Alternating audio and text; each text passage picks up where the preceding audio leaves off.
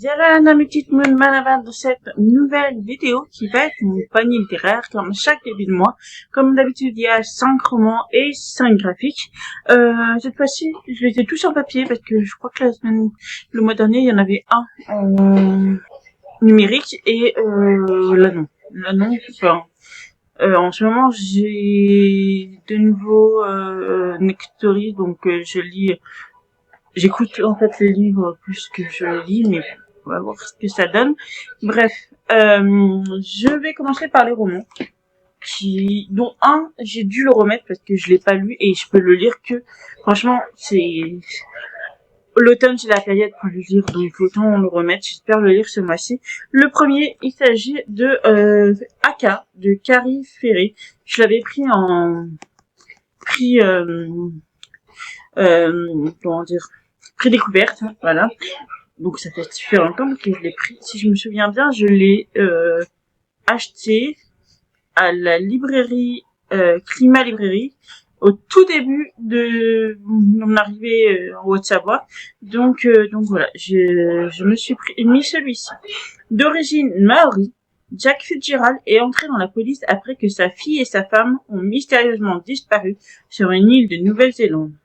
Pas la moindre trace, juste la voiture vide et le souvenir d'un geste de la main, d'un sourire radieux. 25 ans ont passé. Jack est devenu un solitaire rapide, à la détente. Un incorruptible en désespoir stationnaire. La découverte sur une plage du cadavre d'une jeune fille au sexe scalpé ravive l'enfer des hypothèses exacerbées par le chagrin. Aidé par une brillante criminologue, Jack, devant les meurtres qui s'accumulent, mènera l'enquête jusqu'au chaos final. J'avoue, c'est parce que ça se passe sur mon île que je l'ai pris, mais enfin, du moins, c'est un Maori que je l'ai pris, mais voilà, c'est un roman noir, c'est publié chez Folio, dans leur collection Thriller, de toute façon, c'est Folio Police. J'aime bien la couverture, sauf l'étiquette, mais elle s'enlève. Je l'ai jamais enlevée, mais elle s'enlève. Là, je l'ai pas inclus dans la couverture, c'est déjà ça. Donc voilà, il est assez conséquent, je pense. Bon, oui, 436 pages, donc voilà, un petit thriller. Ensuite, un deuxième thriller, parce qu'il en faut toujours plus. Le miroir des âmes de Nicolas Feuze. Bien sûr que c'est le premier roman où apparaît le personnage Jameson. Oui, c'est lui, c'est Jameson. Faut que je garde en tête. Nicolas, il était procureur, donc Jameson, ça va ensemble. Et Marc, il voulait être pasteur, je crois. Donc, c'est l'autre, McOver. Enfin, voilà. Bref, il faut que je garde ça en tête. Bref, voilà, c'est le tout premier roman où apparaît son personnage qui apparaît dans Ultimatum, en fait. Donc, du coup, mon ex-collègue m'avait conseillé ce roman-là. Lorsque le procureur Jameson se réveille à l'hôpital, il ne lui reste que quelques brides de souvenirs. Le centre-ville de Neuchâtel, la terrasse d'un café, des visages souriants, puis l'explosion. Ensuite, le trou noir, tandis que le procureur, aidé de sa greffière, tente de remonter le fil de sa mémoire pour comprendre qui était visé par la bombe. Deux policiers se lancent sur les traces d'un mystérieux tueur en série qui sévit dans la région. On le surnomme le Vénitien à cause d'un procédé singulier. Il coule du verre de Murano dans la gorge de ses victimes. C'est pas très agréable, hein. Un attentat sans commanditaire, des meurtres sans mobile apparent. Tout est trouble dans ce polar où se mêlent assassinat, barbares, corruption politique, réseau de prostitution et mafia albanaise. Ça me fait beaucoup penser à Exil de Denis Mina. C'est un peu ça, sauf que s'il n'y a pas de flic. Enfin, le personnage principal est une personne qui travaille dans un foyer pour femmes battues. Je vous mets là, sur mon Insta, j'ai comment dire, l'article que j'ai fait, enfin la publication que j'ai fait, mon avis, mais j'adore. Franchement, j'adore, j'aime beaucoup. Donc voilà, ça me tombe bien. Ensuite, je vais vous mettre deux fantaisies et une romance, je dirais, dont deux jeunesse. Le premier jeunesse, il s'agit de Suzume de Makoto Shinkai, publié chez Pika Roman. Je crois que c'est une histoire de porte qui s'ouvre tout d'autres mondes. Un voyage au croisement entre les étoiles, le crépuscule et l'aube où tous les temps se confondent. Dans une petite ville paisible de Kyushu, au Japon, une jeune fille de 17 ans, Suzume, rencontre un homme qui dit voyager à la recherche d'une porte. Décidant de le suivre dans les montagnes, elle découvre une porte délabrée, trônant au milieu de ruines, seul vestige ayant survécu au passage du temps. Cédant à une inexplicable impulsion, Suzume tourne la poignée, et d'autres portes s'ouvrent alors aux quatre coins de l'archipel, laissant passer toutes les catastrophes qu'elle renfermait. Ainsi, débute la période du Suzume, contrainte de clore les portes reliant passé, présent et futur. Ça me fait, à chaque fois que je lis le quatrième de couverture et que je vois l'illustration, pour ceux qui sont de ma génération, dans Charmed notamment, Cole et Phoebe sont hantés par deux entités qui sont amoureux mais qui ont fait des braquages et tout ça, et qui sont partis. Ils se sont enfuis du néant derrière une porte, bref. Ça me fait toujours penser à ça quand je vois ça. Bon. Bref, c'est tentant. Franchement, c'est tentant. Ensuite, je me suis mis une petite romance, c'est le deuxième jeunesse, il s'agit de Boulevard, tome 1, Flore M. Salvador, publié chez Hachette, et c'était un livre qui était sorti sur Wattpad, donc voilà. J'ai pris que le premier, j'aime beaucoup vous voyez, il y a les petites illustrations à chaque chapitre là, j'aime beaucoup beaucoup. Bref, j'ai pris que le premier parce que je me suis dit si le premier me plaît, je prendrai le deuxième, et encore peut-être en numérique, mais voilà. Qui a dit qu'après la tempête vient le soleil, alors que la foudre menace encore? Luke Holland est englué dans ses problèmes d'addiction et en proie à un désespoir profond. Ashley Waggle est aussi étourdie qu'optimiste, ensemble ils forment un couple détonnant. Lui est une tempête, elle un jour ensoleillé. Lui est pénombre, elle lumière. Elle décide de donner un nom à ce qu'ils ont créé, un boulevard aux couleurs grisâtres, célestes et électriques, quand elles annoncent la tourmente,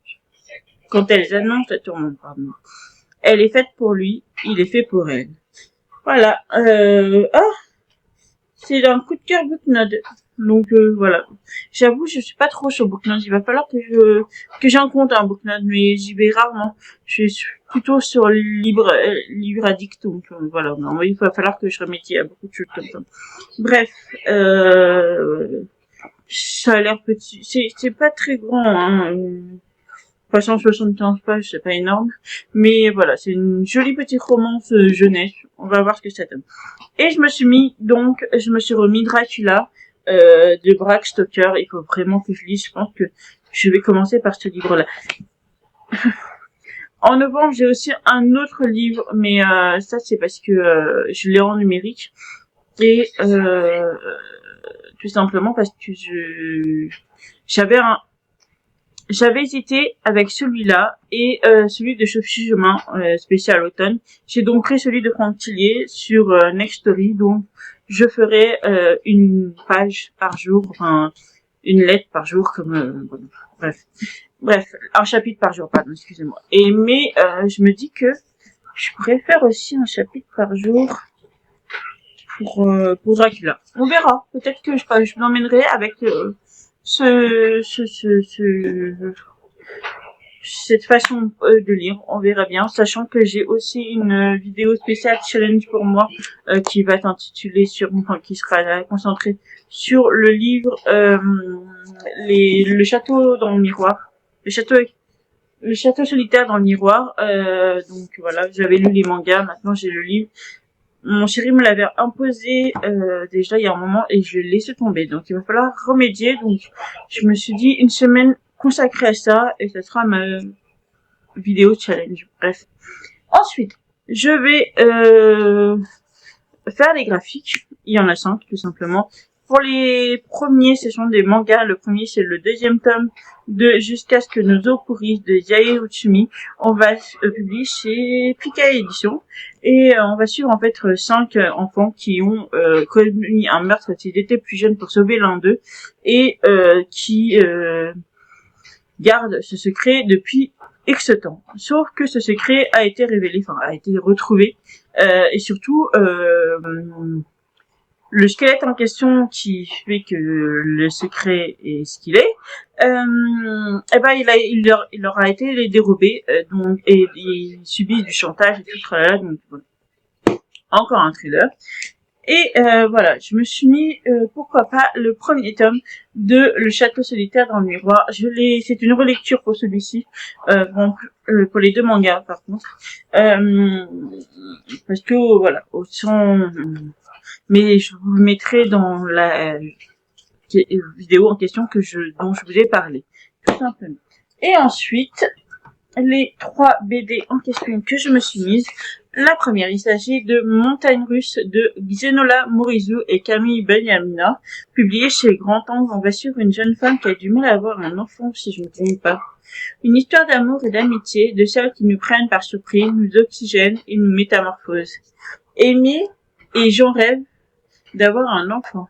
C'est devenu une idée fixe et les échecs successifs de procréation médicalement assistés sont de plus en plus durs à accepter. Dans la crèche où Aimée travaille, elle fait la connaissance de Charlie qui élève seul ses 3 enfants et vient inquiéter Julio, son petit garçon. Lorsqu'Aimée prend sous son aile l'enfant de Charlie, un lien se tisse entre elles, plus grand et plus fort qu'elle ne l'aurait imaginé. Une histoire qui nous entraîne sur les montagnes russes, dans ses hauts et ses bas qui ressemblent à la vie, et les sensations fortes qui les accompagnent. Ça a l'air touchant tout ça.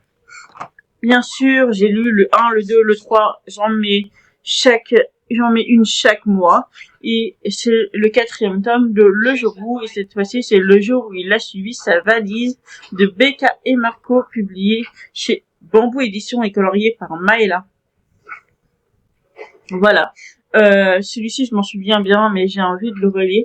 Si, d'ailleurs, je crois, j'avais lu le 1, le 2, j'avais sauté complètement parce que, je sais pas, celui-ci, il était apparu, je pense, en tête de gondole à Furet du Nord, à l'époque, et du coup, je m'étais pris directement, je l'ai offert, d'ailleurs, le même mois.